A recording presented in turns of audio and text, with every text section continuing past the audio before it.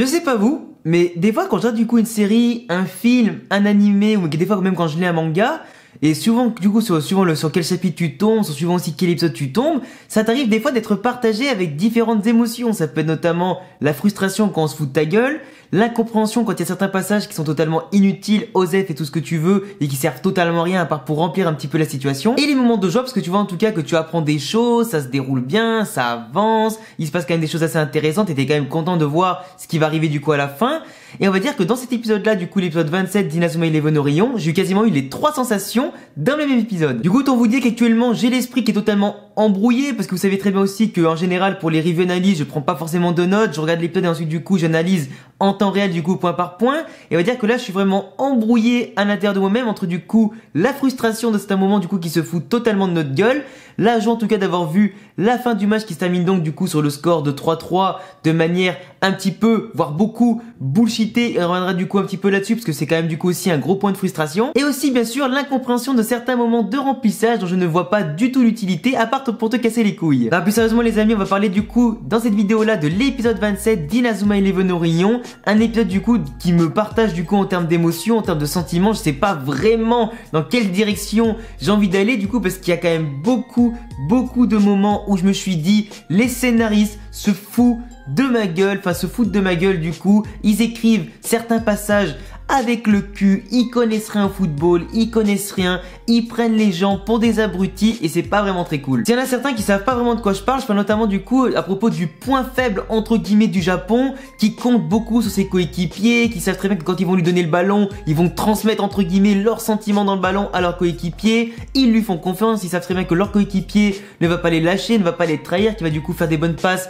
Également, bien évidemment, on le sait tous que ça fonctionne comme ça dans le vrai foot, lol. Et ils te disent quoi? Que le point faible du Japon, c'est qu'ils comptent tellement sur leur coéquipier, etc. Blablabla, puis ils ont la fatigue, ils ont la pression. Du coup, à cause de ça, il sait plus faire des passes, il fait des passes plus molles ou plus fort que d'habitude, il dose moins bien sa balle. Mais j'ai envie de te dire un truc, c'est le football, c'est normal en fait, c'est le point faible de toutes les équipes finalement. Parce que quand tu joues au foot, tu cours. Quand tu cours, t'es quoi? Bah, du moment que tu perds de l'énergie, t'as plus d'énergie, bah t'es fatigué, bah t'es plus lucide, tu tires plus fort ou pas assez fort, tu prends les mauvaises décisions, c'est normal en fait. Du coup, c'est un point faible finalement qui est commun à toutes les équipes. Donc je vois pas pourquoi tu ouvres ta gueule dans le scénario pour te faire chier pendant 3 minutes à te dire ça en mode waouh, c'est le point faible absolu, etc.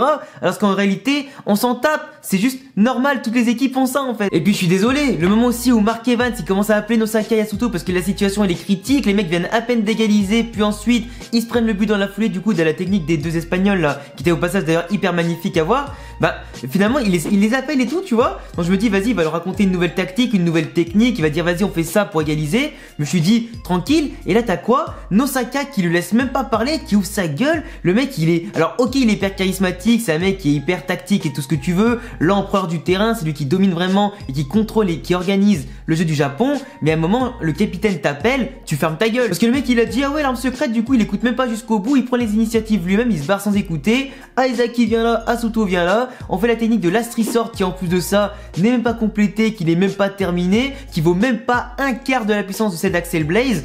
Et ben forcément, à part se faire chier dessus, au final t'as vu la gueule de Marc, mais t'as tout de suite compris que dans sa tête il avait envie de faire un seul truc, c'était l'enculer sur place. Parce que moi la vie de ma mère, moi je suis capitaine d'une équipe de foot et je l'ai déjà été. Quand un mec m'écoutait pas ou quand du coup on t'écoute pas sur le terrain et que l'autre en plus il prend une décision au pif, mais ça me rendait fou. Du coup la Nosaka il a pu que juste fermer sa gueule, baisser les yeux devant Marc et du coup s'excuser. Et encore heureux qu'il l'ait fait parce que les nuits il méritait vraiment des claques. Le mec vraiment il s'en est battu les couilles de ce qu'a dit Mark Evans, il était vraiment prêt à faire que ce qu'il voulait. Au final il a regretté, mais imagine mon gars, imagine que c'était vraiment la dernière occasion pour le Japon de marquer un but. Imagine que là du coup le Japon perdait sur une initiative totalement dégueulasse et surtout totalement inutile de Nosaka avec une technique même pas complétée. Et bah je suis désolé, en vérité Nosaka à ce moment là je l'aurais vraiment mis sur le banc voire carrément en tribune. Encore heureux que cette fois-ci du coup la technique de Mark Evans du coup a permis de marquer le 3ème but. Mais là aussi c'était vraiment un très gros moment de frustration parce que je suis désolé, t'as l'équipe d'Espagne qui certes ils sont hyper physiques, hyper puissants, mais depuis le début du match on les voit courir plus vite que les Japonais, mieux se placer qu'eux, défendre mieux qu'eux, attaquer mieux qu'eux. Au final ils marquent 3 buts totalement ouf, mais je suis désolé, à un moment c'est du foutage de gueule de dire que vu parce qu'ils sont physiques, etc., qu'ils ont l'habitude de foncer dans le tas, de prendre du coup possession des ballons avec les coups et tout ce que tu veux, je trouve ça totalement naze de la part des scénaristes de dire, bah du coup on va prendre un mec hyper rapide, un mec hyper agile, etc., qui sait bien conserver le ballon, il va dribbler tout le monde et c'est terminé. Parce que je suis désolé, mais un défenseur assez bon, du moins du niveau mondial, ben que le mec en face de lui soit rapide, pas rapide, tout ce que tu veux, technique ou pas technique, en général un bon défenseur il sait anticiper, il sait se placer, s'adapter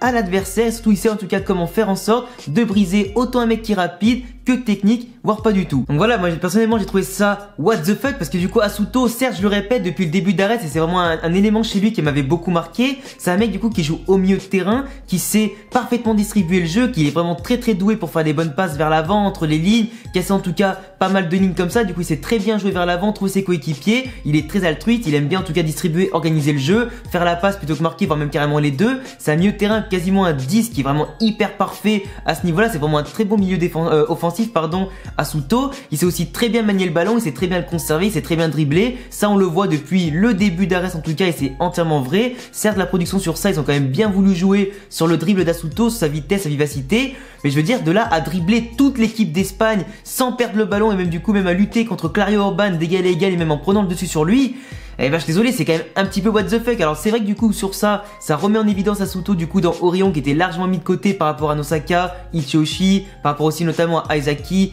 Axel, etc. et les autres. Et je veux dire que là du coup ça le remet un petit peu en jeu, ça le remet du coup au niveau qui devrait être normalement en tant que leader technique.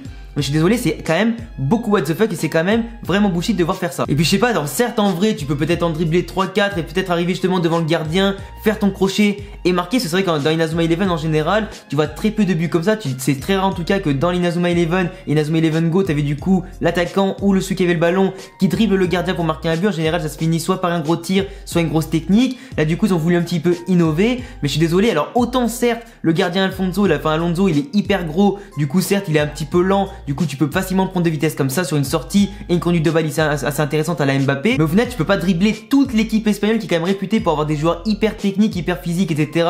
et d'être une solide défense, tu vois. Tu peux pas les dribbler, les passer comme ça et te faufiler tranquille devant le gardien, faire un crochet et marquer, c'est pas possible. Donc je suis désolé, la production cette fois-ci ils ont vraiment chié dans la colle. Après tu me diras, si le Japon notamment avait gagné le match, certes ça aurait été totalement bullshité parce qu'ils se faisaient totalement dominer, bouffer, et les Espagnols ont montré qu'ils étaient clairement dessus pour l'instant. Du coup un match nul c'est vraiment pas cher payé. C'est vrai aussi que s'ils avaient marqué notamment sur Last Resort qui était pas du tout prêt, ça aurait quand même été aussi sacrément bullshit et du coup l'arbre secrète sera gardé entre guillemets pour plus tard. Mais bon, vous comprenez maintenant qu'avec tous les points que j'ai évoqués, que ce soit notamment le but d'Asuto, la tactique, le comportement de Nosaka, etc., il y a beaucoup de choses en tout cas qui ne vont pas. L'Espagne par contre qui a su montrer en tout cas comme d'habitude son aisance technique, son aisance tactique, ses défenses et tout ce que tu veux. Certes du coup Asuto les a pris totalement à dépourvu, mais ça va dire c'est totalement bullshité par la production. Ils ont montré aussi au passage une petite technique tactique défensive qui était vraiment hyper intéressante pour contrer Last Resort. Du coup ça se voit quand même que les Espagnols ont quand même beaucoup de cartes à jouer qui n'ont pas encore tout dévoilé pour le moment. Du coup pour l'instant autant le Japon que l'Espagne maintenant possèdent un point au classement avant le match bien sûr entre les États-Unis et la Russie. Et donc bien évidemment moi je pense très clairement que la Russie va exploser les États-Unis. Maintenant ça veut dire que du coup que autant le Japon que l'Espagne n'ont plus le droit à l'erreur. Ils doivent absolument marquer des points, gagner des matchs qui veulent en tout cas passer à la seconde phase. Par contre après du coup maintenant on sait qui est le traître qui a filtré du coup les informations d'Inazuma Japon envers les adversaires. On sait maintenant que c'est Sean Frost et là aussi franchement c'est un gros coup de gueule parce que franchement j'aurais trouvé hyper intéressant le fait que ce soit Asuto qui filtre les informations comme j'avais dit avant, qui puisse être en tout cas le traître dans Orion, tu vois. Ça aurait pu être hyper stylé de faire ça, que un des personnages principaux soit le traître. Là où du coup finalement c'est Sean. Alors pourquoi c'est Sean? On ne sait pas. Est-ce qu'il avait peut-être l'espoir d'être guéri de sa jambe, etc. pour continuer le mondial ou pas? Est-ce qu'il a fait ça pour se venger par frustration, etc. Est-ce qu'il a voulu faire ça pour, je sais pas, pour faire un petit peu le thug life? J'en sais rien du tout moi. On n'a aucune explication sur ces véritables cas. Attention, mais on peut tous penser en tout cas que c'était simplement pour pouvoir guérir de sa jambe et revenir le plus vite possible. Malheureusement pour lui maintenant, à mon avis, il va être blacklisté du Japon pour un moment. Certes du coup il a fait une erreur, il aura aidé en tout cas le Japon à marquer un but contre l'Espagne, mais du coup sa faute en tout cas ne sera pas pardonnée hyper facilement. La Liga, on a quand même clairement vu dans cette histoire que Hayden en veut à son frère, qu'il a totalement tout vu dans son jeu. Il avait d'ailleurs observé en pleine nuit pendant qu'il envoyait les infos. On n'a aucune explication sur les agissements de Sean et ses véritables intentions. Hayden en tout cas lui en veut, il lui dit maintenant quand le match est fini, etc. et surtout bien fait pour ta gueule que tu sois blessé, que t'aies fait ça, parce que maintenant du coup on a fait 3-3, on n'a pas perdu, on n'a pas gagné non plus, mais ça aurait pu être ta faute si on avait perdu quoi. Du coup Sean va partir, il risque du coup de ne plus revenir. Hayden en tout cas a pris la relève, il a en tout cas très bien joué, il a fait son match avec un petit doublé pour sa première sélection, c'est cool à savoir. Après dans l'épisode on a rapidement vu Furoi discuter avec Ichiyoshi dans une discussion vraiment totalement osef,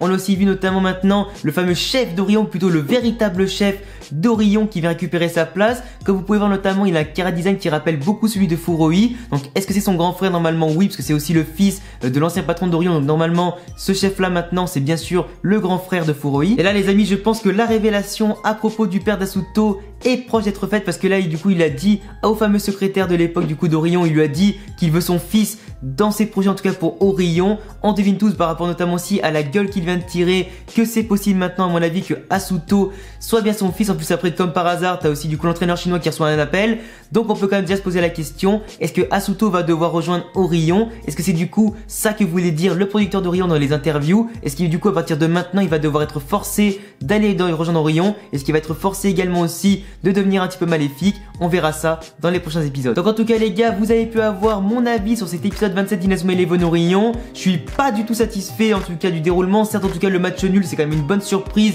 ça évite en tout cas plus de bullshit qu'il y en a eu jusqu'à maintenant. Je suis pas très content en tout cas de certains choix de la production, je suis pas très content en tout cas de certains choix des scénarios, du déroulement et tout ça, si pareil du rôle de certains personnages. Ils auraient pu faire beaucoup mieux, nous hyper beaucoup plus pour la suite. En tout cas je pense très clairement qu'ils ne pourront pas faire pire. Enfin bref les gars, je vous laisserai me donner en commentaire votre avis sur ma review analyse, votre avis évidemment sur l'épisode, vous aurez le lien dans la description pour le voir en sous-titré français comme d'habitude. Si t'es fan d'Inazuma Eleven, de jeux vidéo, de manga animé, je te laisse bien évidemment t'abonner à la chaîne, cocher la cloche pour recevoir toutes les notifications pour les prochaines vidéos, laisser un gros pouce bleu si tu me soutiens, j'ai aussi le lien de tous mes réseaux sociaux en description et à bientôt pour une prochaine vidéo, ciao.